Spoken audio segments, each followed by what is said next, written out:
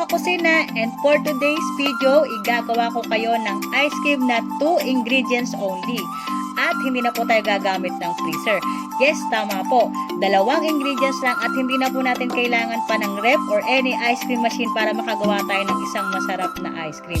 At very affordable lang to mga kakusina dahil 2 sangkap lang yung gagamitin natin. At ito ay ang Yakult at ang ating creme densada. Okay, so ganito lang po yung gagawin natin. I-blender lang po natin together yung ating Yakult at yung ating creme densada. I-blender lang natin sila for 1 to 2 minutes para mag-mix lang yung ating 2 sangkap.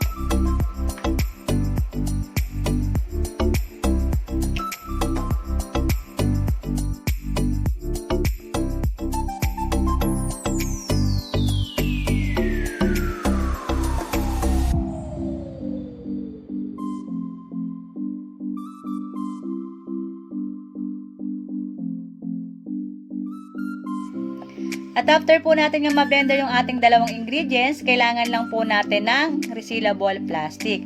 Ito mga kakusina, kailangan natin tong Ziploc plastic kasi dito po natin ilalagay yung ating na-blender na ingredients. So, paki-check din po kasi baka mamaya butas po yung ating magamit na Ziploc plastic, masayang lang. So, matatapon yung ating na-blender na ingredients. So, ganyan, tatanggalan lang siya ng hangin sa loob and ilalak lang natin siya ng mabuti. And then, ipopold natin ng ganito.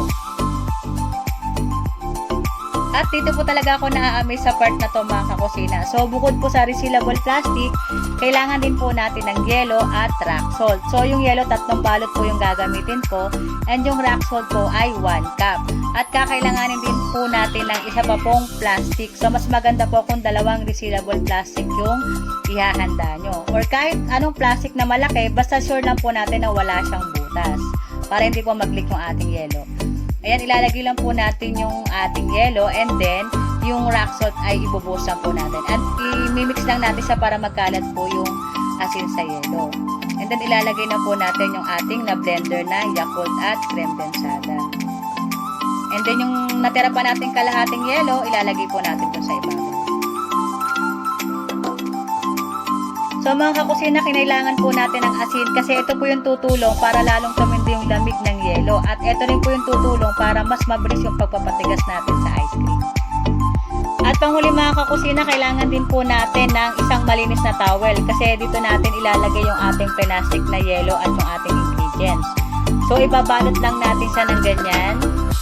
Ayan, so ibabalot lang po natin at isi-shake natin ito for 5 minutes.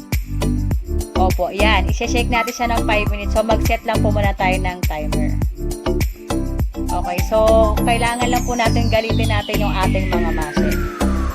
Ayan. So, shake lang natin. Tsagain lang natin to.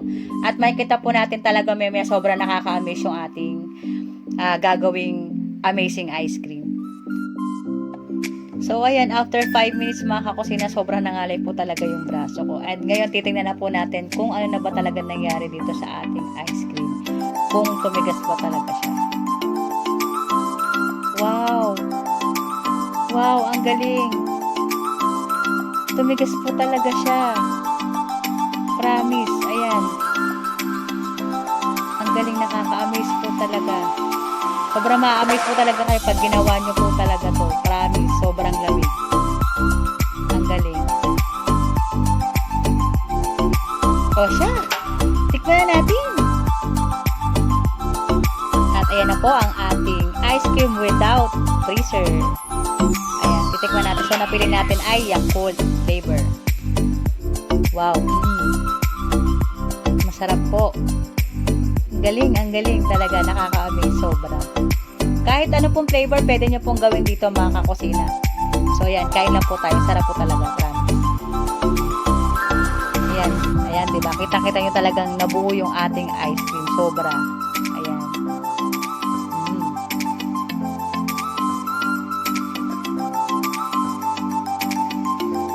Napakasarap talaga at sana po nagustuhan nyo ang ating amazing ice cream. At para po sa hindi pa natin nakakasama sa ating kusina, please click the subscribe button down below at pakihit na din ang notification bell para lagi namin kayong kasama sa ating mga pagluluto. Salamat!